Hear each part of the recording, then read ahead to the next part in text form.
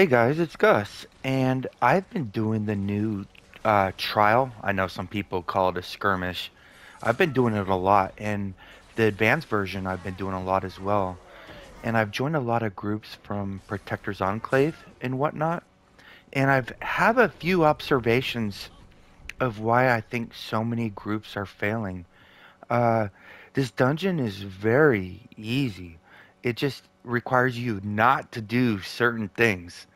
And when people are doing those certain things, it's causing, bad stuff to happen like fails. So I have 10 or 11 different things that I've noticed. Maybe this will help you out.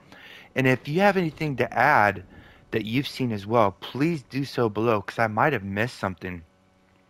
So number one is your class. I see a lot of groups looking for specific classes. What I've noticed is it doesn't matter. All the classes perform very well in there. That should have no effect whatsoever on a complete or a non-complete. So don't worry about your classes. The second reason that I've noticed is when groups are using their mount powers and artifacts on the mobs. That's a big no-no. And that usually goes right off the rip, right when people go into the first mob.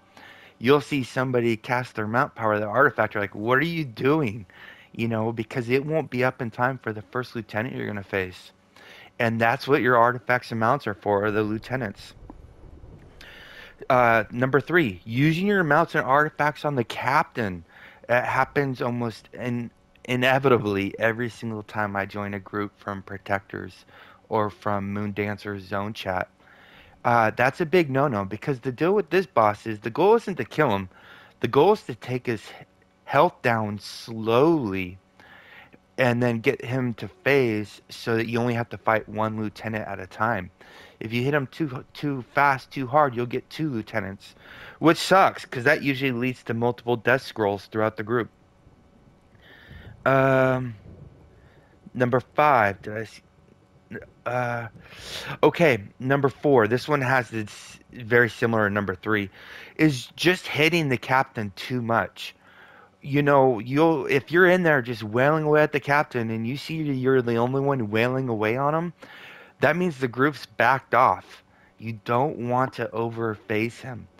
And when the group's back off, they back off really far to the opposite side because they don't want the companions to attack the captain as well. So be careful on the captain. It is not a race to kill the captain. As a matter of fact, the slower the better. As a matter of fact, pro tip, the slower you go, the faster you'll get your revive sickness to end. You can clear your death stacks on that boss if you take your time. Number five reason, not sorting artifacts. I've joined a lot of groups and we get in the circle, we're counting down, and I'm looking, I'm like, holy shit, and I dash out of the circle real quick, and I'm like, we got three demo artifacts, three spell jammers, and an envenomed artifact. You're it is possible to do this dungeon with effectively four debuff artifacts if you're running that horribly. It's just going to make the job very, very difficult and much longer and much painful than necessary. If you have 10 players all running 10 different debuff artifacts, you will instantly kill the lieutenant. The lieutenants, those attacks they do, like the ground thunder and the sniper attack. You don't have to worry about those when you do an artifact call. If everybody's got 10 different artifacts, you will delete that lieutenant. What's ironic is the three groups I've been in where one player was wearing an envenomed, and they were the last player to take their envenomed artifact off. They were also all three times totally different groups. But ironically, those three players were the three players that never showed up on the damage board. It shows a lot of not understanding how to play this game if you're running with the envenomed artifact in this new trial. Uh, Number six, phasing the captain into Sunfall with the lieutenant still alive. So at 20%, he phases, and you get the doctor, and I believe it's the saboteur. You have to kill the doctor first because if you try to kill the saboteur first, the doctor will heal him. So you got to kill the doctor ASAP because you will have your artifacts up. You guys just delete the doctor. Now, hopefully, the boss is still at 20%. Your goal is to kill the saboteur before the captain gets to 15%. Because if you get him to 15% before you kill the saboteur, you're going to be dealing with the saboteur. You're going to be dealing with the red explosions on the screen. You're going to be dealing with exploding barrels. And you're going to be being constantly hurt by sunfall. Unavoidable damage that the healers cannot heal through. At some certain point, it gets unmanageable. You have to kill the saboteur before 15%. It is possible to do it after, but it's going to be painful. It's going to hurt, and you're going to spend a lot of life scrolls. So the goal is to kill the doctor immediately and try to get the saboteur completely on the other side of the map away from the boss. That way your companions and your powers that, splash over to the captain don't hit the captain.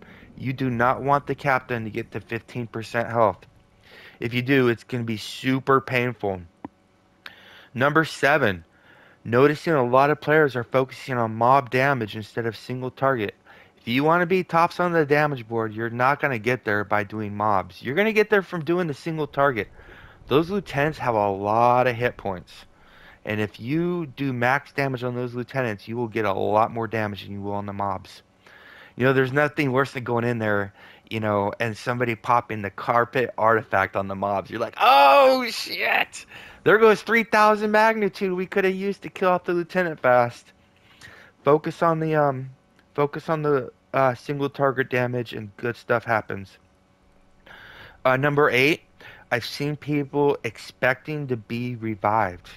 There's only one player that's probably ever going to be picked up in this dungeon, and that's the tank if they're shield locked. And generally, the healer is going to do it, but sometimes the healer can't because they're incapacitated. They're in a trap from the saboteur, right? Whoever is next to the tank, if the tank says, I'm down, it doesn't matter if you die. You got to pick up the tank. If the tank goes out, yeah, good night, everybody. You're probably not going to pass it. Number 9. When you clear your first group of mobs and then you go below deck and there's 3 lieutenants, there's a lot of groups that will wake up all 3 lieutenants at one time. It becomes a shit show when that happens. You can actually do it where you only do 1 lieutenant at a time. Kill the very first lieutenant, right? And stay back. Let the tank go forward.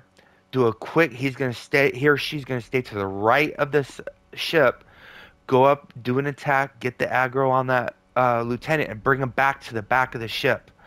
That way that lieutenant that's in the top left is not being touched or aggravated until we kill the second lieutenant. And when you do each one at a time, good stuff happens, everybody.